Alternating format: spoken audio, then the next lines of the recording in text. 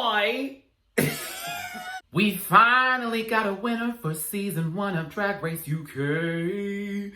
And I'm happy. Are you? Let's get into the review.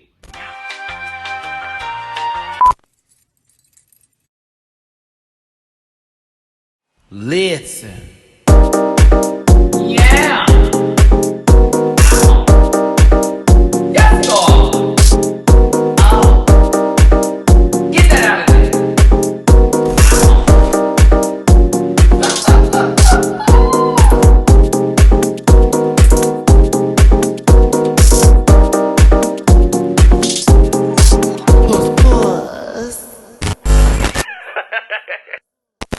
Your boy Matty Rants. Thanks for tuning in. We need to talk about Drag Race UK finale, season 1, children. Also, thank you for the love that you showed me towards the intro music video that I did with Mr. David Laugh. Honey, we really put that together. I couldn't be more happy with it, so thank you all so much for the love. That video is on its own, so y'all can go and watch that link and like and share and do a bunch of other stuff. We need to talk about, oh my God, the finale. Girl, who saw that coming? Because you know I was rooting for her since day one. Low key, high key, all key. Let's go ahead and get into the episode. I want to go through this quickly as I can. Y'all know I don't do this quickly as anything, but I can still try my best. The top 3 come in excited and a little bit sad that Cheryl has removed her hole from the competition, or was removed and vacated. But, you know, the girls were sad to see Cheryl go, but honey, it's the top 3. We're so excited to be here. Bagga and Bagga and Viv are reminiscing over their lip syncing and how incredibly scary but amazing it was to win one, while Davina is having a Jeffree Star moment and can't relate. Of course, the queens go over a few things. I'm happy to be here, but I want to win. I'm happy to be here, but I want to win. Bagga is happy to be there. And we get on with the rest of the episode. Who else caught that sponsor low-key drop a little ad for MU London? I was wondering what that was about. I said, are they not, don't they not have sponsors? Or was this just something to give so people can understand that a couple of the paint jobs that we've been presented, hopefully the best ones, have been with this makeup line? I don't know and I don't care, but I was still here for it. The final 3 all have 3 badges apiece. Rupaul then gives us a great talking head moment with a Whitney Houston joke. Apparently it's not too soon. I actually like the suit from you, Rupaul. I low-key want her a lot. But Rupaul lets the girls know you have a lot to do today because it's the finale. And they're going to be doing a choreographed number, a singing number, or lip syncing to their own vocal track to Rocket to the Moon. We've all heard the song a little too much. To the moon. Wasn't that song the promo for season 9 and then also played at the end of every episode since then after that? Except for I think one of the All-Star seasons. Not gonna hate on the song, but it's one of my least favorites. It is. Only because I've heard that to the moon so many damn times. I'm already on Jupiter. The queens have to learn choreography from 2 cuties. Yes, they're both cute. The taller one was fine, but the short one was they both look good, and I would not mind doing choreography with them someday. They have to do the choreography. They also have to make up their own lyrics or their song. Specifically, we've seen this before with the girl groups, and then they have to perform all this in front of the judges. Then come out in a final look, which is the top 3 eleganza extravaganza.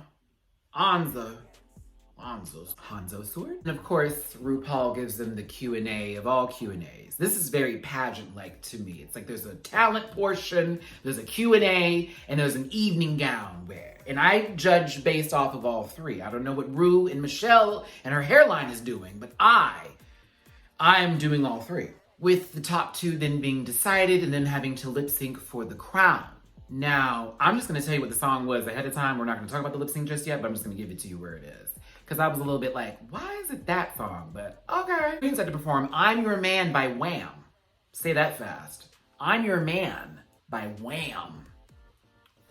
Interesting, but okay, let's keep this going. Girl, Davina's nervous because the queens have seen her dance before and perform, so expectations may be high. The Vivian failed the last time she was given a challenge like this, so the nerves are up. And Bagga is just to everything. So what's gonna happen? We know, but let's continue. The queens have a Rue talk moment with Michelle and Rue, and that's always lovely. We know the format. We've seen finales before. This isn't new. I'm sure I'll hear this in the comment section, but if you hear a nice loud fan in the background, it's because projects are going and computers are running, so you'll be okay.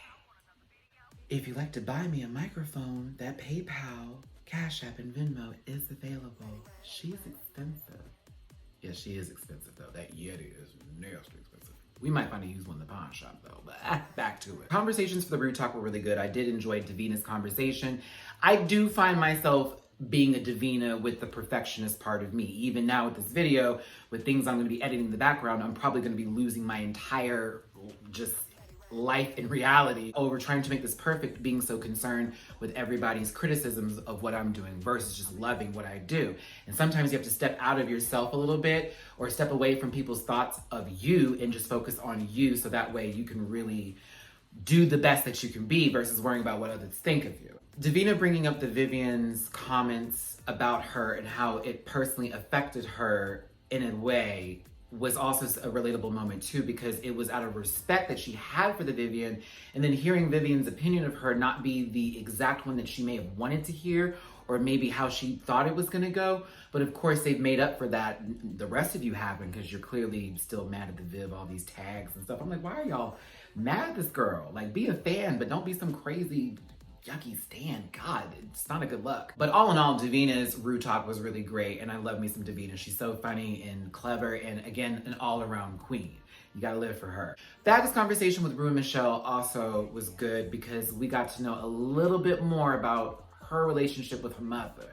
A lot of us were a little critical of it. Some people were not really. I guess I said something in my video and this guy went, eh, and he didn't even listen to me say after that it was said that I don't know them personally. I don't know them, but this is how I felt when I watched it, which we all can still give our opinions on, even if we don't know something. If we can still feel a way, it makes sense. We got a little bit more knowledge on the relationship with Bagga's mom and why she may feel the way she feels, or just where the relationship is. And while they're in a good place now, of course, there are things that do seem like they need to be worked out. Again, one more time, for those who don't listen, it's none of my business. But if she wants it to be our business, there's room to open up and to let us know about it. But I also respect Bagga for being someone who has had to build a wall to protect themselves with their comedy, but at the same time, you got to break down some layers so that we all can see the inside of your closet. You know, but I love Bagga, and I loved her Root Talk as well. Viv, I get emotional, but I guess you could say I'm a big fan of the Vivians, and I've tried not to say that a lot during the season, even though most of y'all pretty much caught that, because you know how you are. Ain't biased, whatever. I like who I like, deal with it. I was here for Vivian's conversation, the rock bottom moment of her life, and then finding her way back into the fold again, and her being able to overcome her addiction and the things that she faced in between that time that could really break down a person. And not everyone is strong enough to handle those moments in life. So I really resonated with hers as well. I enjoyed the Root Talks this season. Very much so. Very much so. Now, the choreography with AJ and Curtis, I was staring at Curtis and AJ. Definitely Curtis.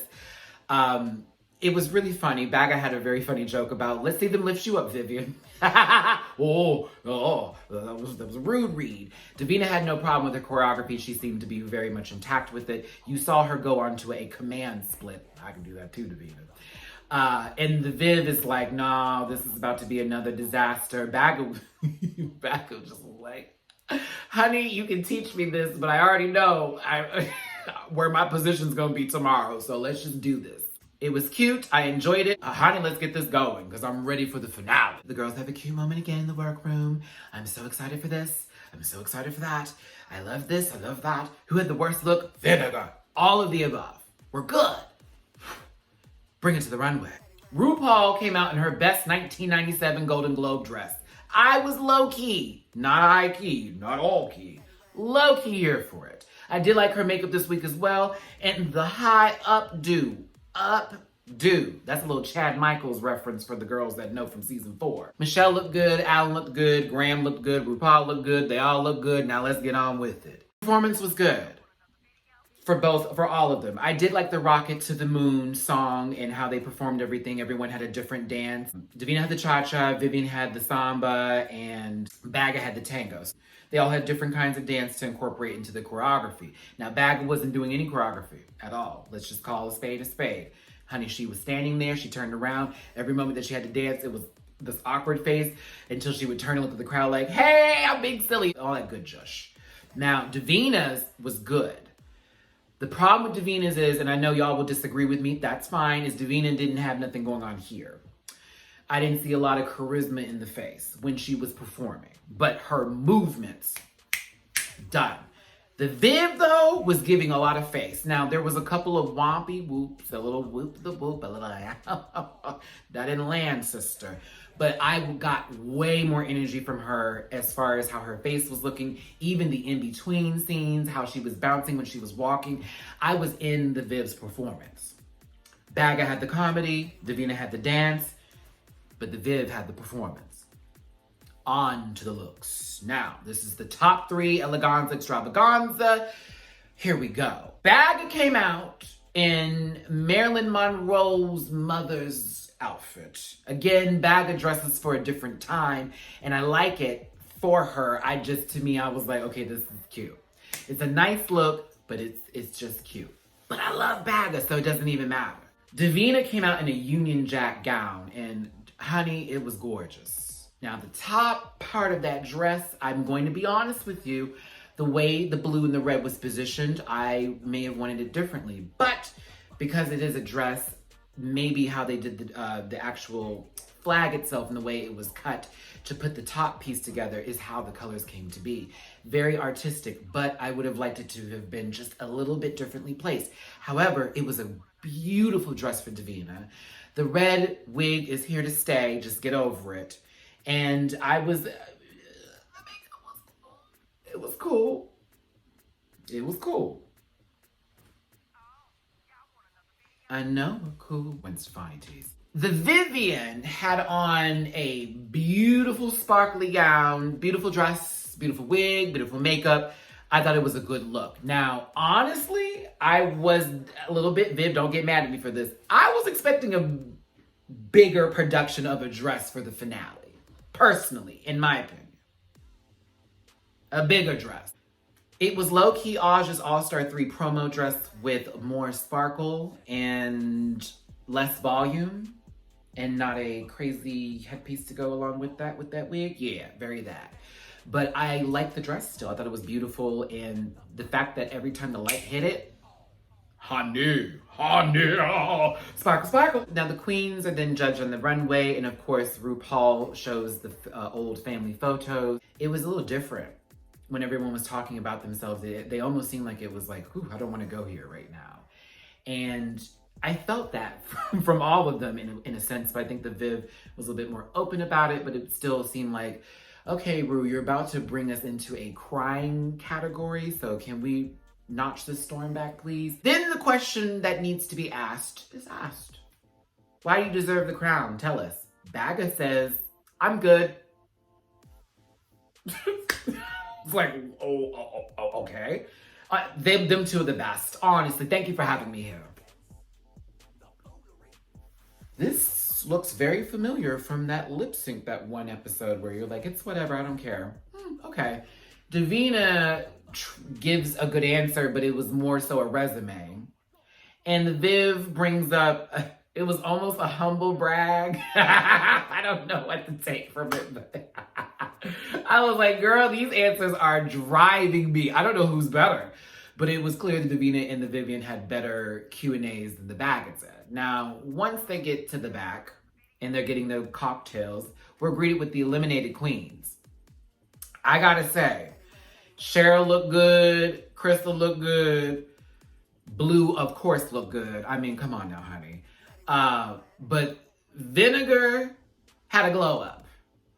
She did. Now, when she got on that runway, though, and we had to saw the little top piece a little bit, it was a little, but something, of course, looked gorgeous. Now, Scaredy's makeup was a little too severe for me. I was like, oh, no. Yeah, I can see now. Gothy looked good. It was nice to see the girls and they all had a moment to talk and say their piece, and of course blew through in a little shade. Thank God somebody did. But Bag, I'm surprised you're here. Honestly, you should have lip synced. I was like, whoop! But it was nice to see all the queens return back into the workroom and have a great little moment. But so, the girls return to the stage and everybody has the moment. Bring all the eliminated queens out to them, stand in the back and watch this happen. Bagga, you're not in the top 2. Get out there, girl. Thanks for having me. I had a lovely time. Much better. So glad she said that in the Bagga. Vivian Davina. Now, it's funny how the rivals of the season are now top 2. Ooh, the editing department. Also, to the editing team that is watching this, if you are, I doubt it. If you are, hi, so good. Y'all are so shady for how every time the Vivian spoke, you shot to Davina's face. I bet she wasn't even looking at the Vivian. Same thing for the Viv when Davina was talking. Every time the Vivian looked over. Come on now. I was like, they are really pushing this. But of course, who wouldn't have asked for a better top 2? Davina and the Vivian now have to lip sync to Wham song. Great lip sync and probably one of my favorites. Or if, you know what, this is my favorite of the season. They both did a really good job. I thought Davina did good. I thought Vivian did good. I thought they were both in it to win it. I think that the Vivian sold me just a little bit more than Davina did. Again, Davina is a performer, but sometimes I'm not invested fully in what Davina does. But then I get back and forth with her. I'm like, yes. But I was so much more focused on the Viv. But I think Davina did a really great job. The Viv was just a little bit better. And honey, when they said, who is the winner of Drag Race UK Season 1? If they gave it to Davina, I've been very good with it. I've been applauding her the same way I'm applauding the winner of Drag Race UK, which is the Vivian, honey. David, did I scream and shout? Yes. I did. I threw things a little. I did. I threw off my jacket. I low-key did a dip. Shuffle. Yeah, my nails kind of messed up here. I was very happy for the Vivian winning. And mind you, when I saw the Meet the Queens, that was the one I was like, oh, she's the one. That's the one to beat. Bam. I love it. When I met Viv, she was a wonderful person.